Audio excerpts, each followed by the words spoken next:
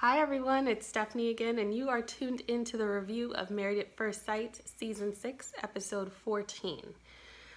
So, if you are like me and you have seen this episode, there are so many questions. I think this was probably the most intense episode that has happened this season. I don't even know where to begin, but I am just going to jump in. But before I do, I want to say thank you to everyone who wished me well in my recovery. It's still going on, but I definitely feel much better this week. And I loved reading your comments and talking to everyone and getting all of that good energy. So I really, really appreciate it. So thank you. For this episode, I don't even know where to begin. I am just going to kind of jump in where they jumped in at the beginning of the episode with Shawniece and Jephte. So, like I said last week, I totally see both sides of the argument. Jephte has his side of the argument, which I discussed. Shawniece has hers. They kind of jump into where they left off, which was doing the maze and the maze not going well. And then the continued, not only was it an explosion, but it was an implosion. Like it became this big thing, like this major thing where, tensions became high. They really argued in the car on the way home. It carried over when they got home. And what I love seeing this episode is the experts were there. Dr. Pepper was there for two of the couples, and then Dr. Jessica was there for the other couple. And it seemed that everybody struggled this time. Everybody struggled on the trip, which I think it's a week or so before, decision day. So I think there's a lot of high energy, high tension, over analyzing, self-sabotage. I think there's a lot of stuff going on. So it's not surprising to me that they're running into this conflict, because I think part of them is creating this conflict subconsciously, and then it's just coming out in ways, that we saw. So they're arguing, Shawniece and Jephte are arguing in the car, and here's some rules that I think that people should just look into. When you're arguing, or not when you're arguing, but before you get to that place, you really need to discuss some boundaries with your spouse. Does that mean that you're always going to stay in them? Absolutely not. But you need to discuss where the tape lies so that you know when you have crossed that line. That argument was very uncomfortable to watch because it escalated into something that it didn't need to become, and the way they communicated was very disrespectful. Jephte was cursing at him. Of course, she's mimicking that behavior, so she curses back and she's frustrated. It's a very different experience in using foul language when you're expressing yourself versus throwing it at your spouse. It's not something that you really want to make a habit of doing. You want to come up with a game plan where, okay, if we get elevated to this point, the conversation stops. Now, that might sound like, oh, I can't do that, or that's stupid. But the reality is, if you're beyond a certain point anyways, you're not listening to each other. The conversation isn't, a fruitful conversation to begin with. So we may as well just kind of knock it off right now, because when you get to that elevated point, now it's just, how much can we hurt each other? What can I say to piss you off even more? How can I give you a dig back? How can I really win? Whether you say, oh, I'm not trying to win, a lot of times our actions are trying to win. Jephte is extremely frustrated because he feels that she ruined the entire weekend, that he was, just having a good time and didn't take it too seriously. And what really escalates it for him is that he feels that she turns that experience and makes it a reflection of their entire relationship. So, Jephte, slow to move, feels that he has given so much to this process as of late. And so for him, it's a slap in the face. And she is kind of, looking at the process or this moment as the entire process, and kind of, things are bubbling over for Shawniece in terms of saying how she feels. And this is not the type of marriage that she wants. And she wants to feel that they're a team, and she's feeling kind of neglected in that way and walking on eggshells. And this carries over when you see Dr. Pepper visit. He's still very frustrated. He feels that she's needy and he wants somebody independent, and she is not that way. Okay, so pause with that. When he says he wants somebody independent, I get wanting someone who is good at being independent. However, the way he's saying it, I don't think is beneficial to the relationship. You want someone who can be interdependent with you, interdependent, not independent and independent, but interdependent, where working well together, and we serve as an anchor for each other. And because he's been so isolated and he doesn't communicate well and he's not been in relationships, he doesn't really know how to do that. And because she is highly emotional and, she says she's been kind of walking on eggshells and she doesn't know what to say. And although he feels it's just 7 weeks and kind of like, give me some space, it hasn't been that long. For her, she said, it's 7 agonizing weeks of all this time that I'm walking on eggshells and saying things or not saying things and pushing and not pushing. And so everybody explodes, everybody implodes, and it becomes this big thing. She gets up, she leaves. Dr. Pepper, who I enjoyed watching this episode, says, be a grown-up. You have to come back. And that's the reality. Conflict isn't bad. It's really about how you compromise. It's really about how you communicate and setting the parameters to make it a safe place to move forward. So Dr. Pepper was able to bring her back to where they can really talk about what the issue was. Because it wasn't about the cornfield.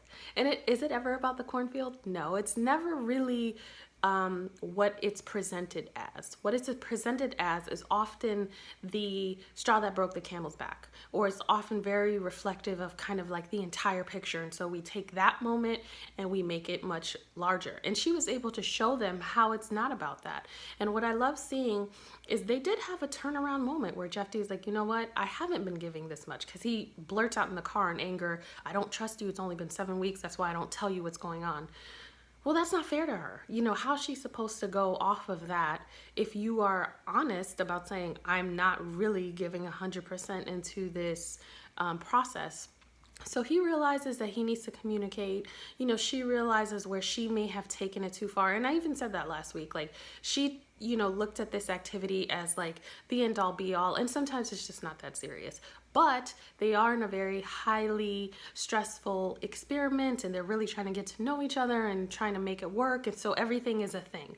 Everything is a big deal.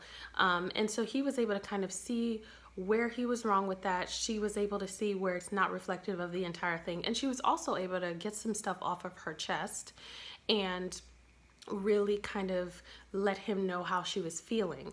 What I also love seeing, and you guys, if this episode has taught you anything, it's just really the value of a therapist or a relationship expert, because when you're single, you don't really know how to mend things in conflict with somebody that you're in a relationship with, because you don't have to do it. People say, oh, okay, well, I've been in conflict with, mom, dad, brother, sister, friend. True, but it's very different when you live with someone, you're building a life with someone. The days that you can take to get back, in their good graces, or to get back into speaking or hanging out, you can't do that. When you're married or living with someone in a long-term relationship, it doesn't work. You have to learn how to move much quicker. And so what helps us move much quicker? So the experts meeting with this couple really showed how to do that throughout the episode. And so Dr. Pepper said, hey, why don't you cement moving forward in a positive way with her by hugging her? It sounds so simple, but people don't think about that stuff, because guess what? We're still kind of pissed. I know that when I have gotten into an argument and I'm kind of coming down, it takes me some time. And so what has changed for me is just a touch from my husband changes things much quicker than if we just like stayed isolated. So Dr. Pepper was able to facilitate Jephte kind of walking, moving towards her and asking her for a hug, and she moved towards him. And at first it was kind of like awkward, because you're like, we don't really want to do this, or maybe I'm not there yet. But the moment that you embrace, it's something about the whole physical connection that really like breaks down those walls, especially if you really do want to move beyond that moment. And he says he's sorry or something. He said something that was very sweet, and she said she's sorry, and they kind of moved on. They started joking again. So it was good to see, because that's the reality of things. Like, you get into some conflicts, some are smaller, some are larger. But what Dr. Pepper kind of said was, listen, you don't get to just give up. And maybe it was with another couple, but you don't get to just give up even when things suck. And even when they suck for a while, you don't just get to just give up. It's something that you have to constantly be working through and mitigating through and figuring out what's going to work and how to communicate effectively. So it was good to see them turn that corner and work towards, moving forward. Of course, decision day is like the constant theme of the episode. Everybody's kind of frazzled. Later on in the episode, Jephte brings her or buys them a dog. Not as a peace offering. I thought it was kind of cute the way he did it. You know, he wanted some good energy. She loves dogs. Why not get a dog? And so he bought her one, and, you know, they have this cute little family now. And it seems to be just, you know, I'd hope that they'd stay together next week. Like, I would hope that he wouldn't buy a dog and it would just be done. But it's just cute to see them moving forward because, you know, earlier in the episode, he in the car says, maybe we shouldn't be together. And we have to be really, really careful about what we say when we're upset. Everything cannot be the end, because then you really will learn, because you'll be conditioned to not take your own relationship seriously or not take the person you're in a relationship with seriously. So you have to be careful about what you say, how you say it. So that is Shawniece and Jephte. Jackie and Ryan. Jackie and Ryan, we find them still in New York. They also get into a major fight. Ryan, you know, don't stone me, but Ryan seems just a little more authentic in this episode. I like when he was telling his story about how they got into the fight, it actually mimicked Jackie's, and it seemed to be very authentic. I still don't understand what the fight was really about. Like, it was essentially, you know, she kind of hopped out of the cab. She didn't really want to go out. There was no setup to, hey, did she want to go out to begin with, or was the honeymoon about that? To me, the honeymoon shouldn't have been about going to meet friends, even if they lived locally. Like, this is your second honeymoon. This is a week before, you know, you guys are going to decide if you're going to stay together. Kind of make it more about you. So, but we don't really know what happens before. We just know that she's not interested in that. He kind of coaxed her back out, and they get into an argument when they're out, and the word divorce is thrown out, and it just ends up being this big thing that really isn't resolved until they get back to Boston.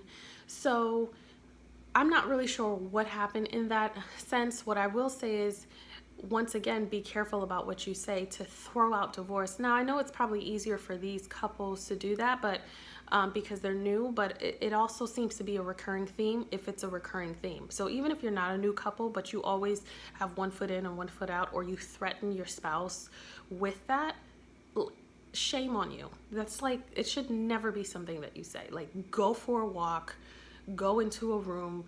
I would rather you shut down than say that, because that's like, you know, if I'm seeing colors, that's like a blinking, really quickly blinking red light, and it's not a good sign. So they talk about, as you know, we move forward in the episode and Dr. Pepper meets with them, they talk about how that word is thrown out and they're both in a space where they don't know. And they talk about, you know, the events, and Dr. Pepper immediately picks up on the fact that Jackie's sad, and Ryan is saying that he wants to be, I'm not going to beat him up this episode. I know the last couple of videos I have, he's saying that he wants to be with her. He just seemed more authentic. Do I, you know, am I like green light go on this couple? No, I'm not. But he's saying that he still wants to be with her. He's saying that, you know, she fits into his little picture frame of his life. I love that Dr. Pepper pointed out that she feels that Ryan has this kind of like cookie cutter frame of what his life is supposed to be like, what his life has already been designed to be like, and he wants Jackie to fit into it. And I've said that. I've been saying that the last couple of episodes. And so she's asking him to be less rigid, more flexible.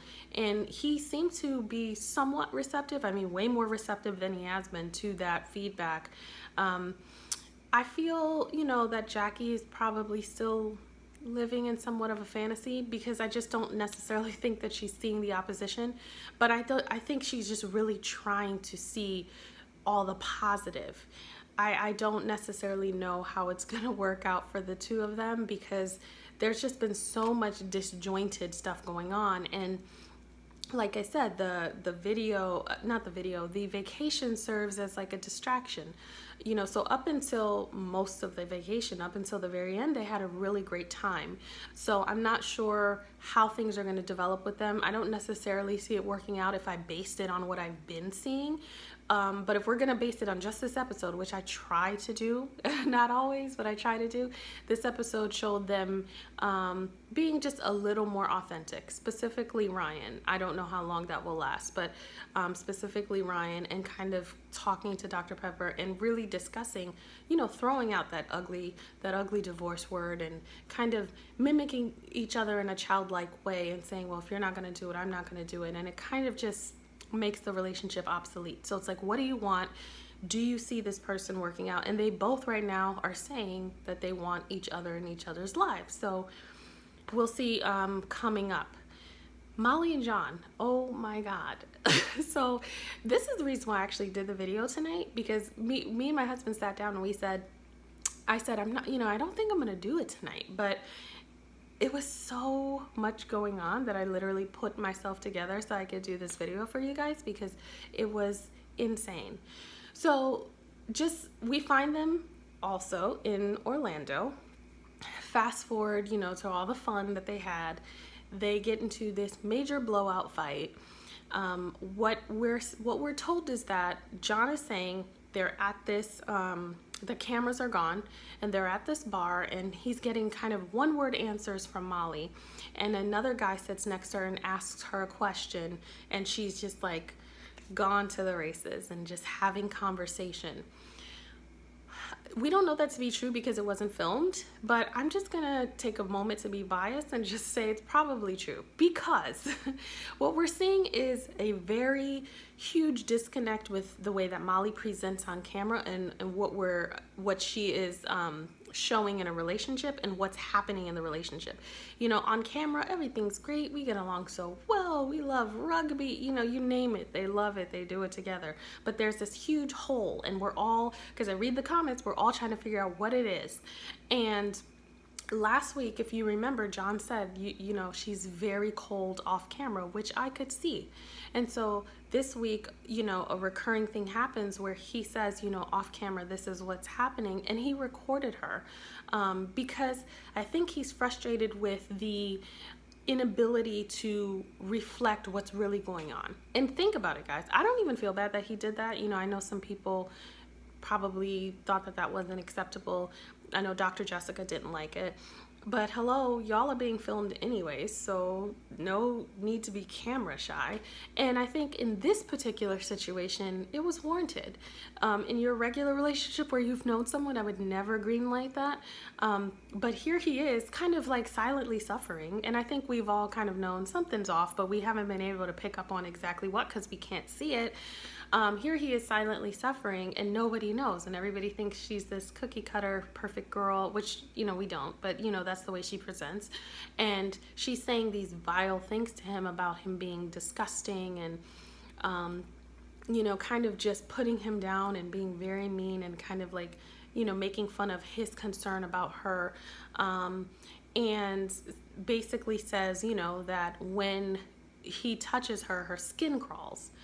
It's just, those words and those phrases they're like beyond hurtful. They're more of like a low life type of verbiage, because it's beyond like just wanting to be hurtful and mean. It's like, it's stuff that you really can't come back from. And I think John in his confessional kind of alluded to that it's so hurtful. It's because I think even though he was struggling with the lack of physical intimacy, he was building a rapport with someone that he felt was a good person and somebody that, he hoped would transition to a different part of a relationship with him, and somebody he at least was having fun with, and someone he didn't think felt that way about him. So I think it really changed things for him that he's like, whoa, not only are we not doing these things, but she thinks that of me. And that's a hard pill to swallow, and I really feel bad for him. She obviously, first of all, she's like 1,000% dead wrong about talking to some guy at the bar. You're with your husband, like talking to some guy at the bar or talking to some girl at the bar is like single behavior. There's nothing to say being married at a bar, talking to some single person, that's especially with your spouse next to you. But even if they're not, they still deserve the same respect, whether they're there or not. There's shit to say anybody at the bar when you're married. Like, you need to be out with friends or with your spouse or something that's appropriate. Otherwise, what are you doing there? And so I think based on what he's been experiencing, that was like the straw that broke the camel's back. And I 100% think that was in the wrong with that. I 100% respect the way that he responded by being very frustrated. I would respond the same way. I think anybody would respond the same way. My husband would, like, I'm sure many of you would respond the same way. So they don't talk after that, and they get back home, fast track it to Dr. Jessica coming to visit, and she meets with them separately at first. And initially, when I first saw her meeting with Molly, I felt like subconsciously she was like siding with Molly. Like, I was like, oh, this is not going the way that I want, because I really want her to stick it to her, because I think that she's being inauthentic. And so she brings John in, and John, tells her what's been going on, and John shows the recording. I'm so happy he did that, because you will see if you watched it, you'll see Dr. Jessica completely shift, almost like somewhat offended. Now I'm making this up, but if I was her, this is how I'd feel, because I'm like batting for this girl, and now I'm kind of offended that you're making a fool of me, because I'm really believing the things that you're saying and the way that you're presenting, and it's a lie. So she brings them back together, and she kind of talks about things and gives Molly an out and says, is there anything that you would change, anything you regret? And Molly's like, no, I wouldn't.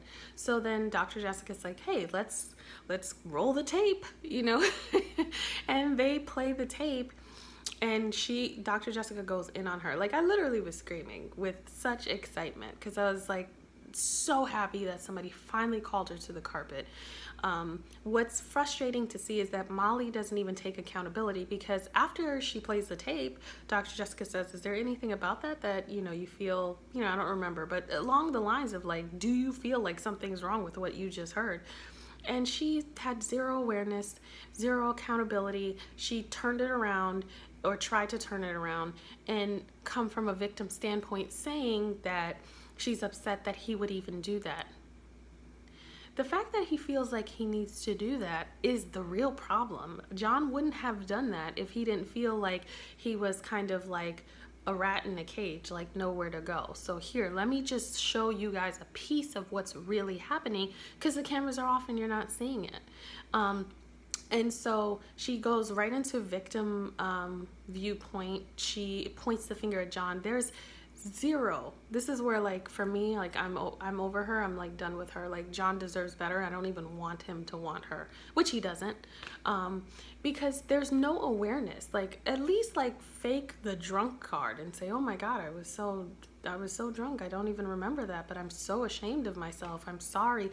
There's nothing that she comes to that is reflective of a genuine person who cares, that she has presented herself in that way and made somebody who's treated her pretty well. Yeah, they've gotten into arguments, but who's treated her pretty well, badly. So that is really frustrating. And Dr. Jessica says, I know you don't like my direct approach, and her entire affect has changed, and I loved it, because that's part of a clinician's job. Like I said earlier, if you guys get anything from this episode, it's the importance and the significance of having like a therapist or a relationship expert or a life coach, because they really can pull things out that you can't see, because it's hard to see it when you're in it.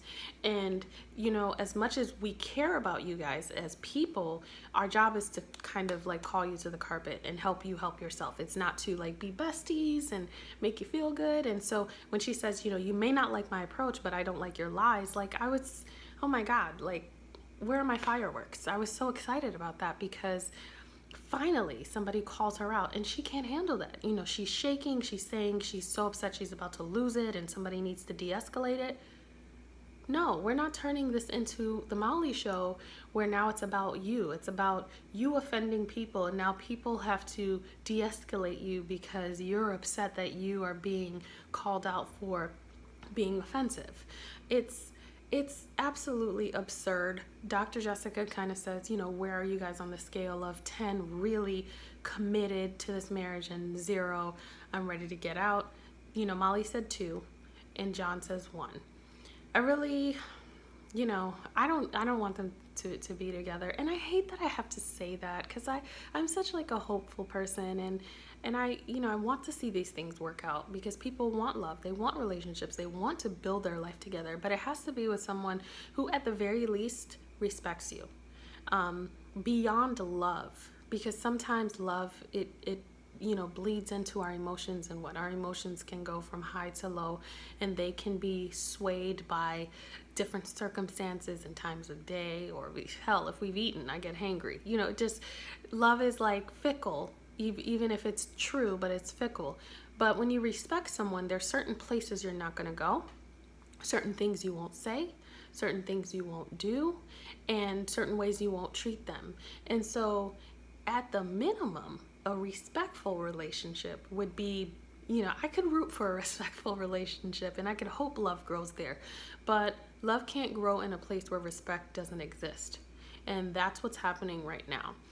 So I don't have much hope for them. You know, she says she's going to her mom 2 days after that. Even that really irritated me, but because I feel like, you know, it's a wash at this point, I don't even care. But I would say, you know, for those who's watching this, be careful. Like when you get into an argument with your, you know, spouse or significant other, running to your parents' house or running to friends, maybe, you know, go out for a drink or maybe go out for dinner and just, or shop, whatever. Running to family's house, though, I have a problem with that, because it's just kind of opening the door to let them into your business. Like, you've got to find a way to kind of figure things out on yourself, and that's with yourself and with your spouse. And part of the difficulty with that is you don't get to run home. You don't get to invite them into that private place where they can make opinions and sway your relationship, or, you know, do stuff to your relationship, or have an opinion that can affect it later on, because you're in love with that person. You're building a life with that person. Your family is not. So where you have moved on, because you should, everybody does, you've moved on and you guys are in a different space. Guess what? Nana's still upset about something that you told her a month ago. That doesn't even matter anymore. So I would just say that. Be careful, you know, about running home or running to friends. You know, with everything, there's, you know, within reason, there's ways to kind of do that if you need support system, but that shouldn't be the go-to. So I don't like that she's doing that, but if she was a real participant in this relationship, I would probably ding her for that. But this is just more of like a tool for you guys to just remember in when you're getting upset, maybe how to go about it so that it doesn't affect the future moving on. Because in the moment you're pissed, but then you move on, and you don't want kind of maybe some bad habits or bad actions that happened when you were upset to continue to follow you in the future in the form of other people and opinions and all that nonsense that really doesn't matter. So that's pretty much it. I can't even remember the rest of the episode. I mean, I think Ryan and Jackie had a little thing, you know, towards the end, but it wasn't really anything major. They were just in bed kind of talking about the future a little bit. So that's pretty much it. I can't wait to hear what you guys have to say about this episode, because I mean, I told you, like, I had to doll up just to get this out, because I didn't want to forget anything, and I wanted everything to be fresh, and I wanted to put this out. So I hope that you guys enjoyed it. Of course, subscribe and comment. Can't wait to get to chatting with you guys this week, and thank you once again for all the good energy and the sweet messages, and I will talk to you guys next week. Everybody have a great week.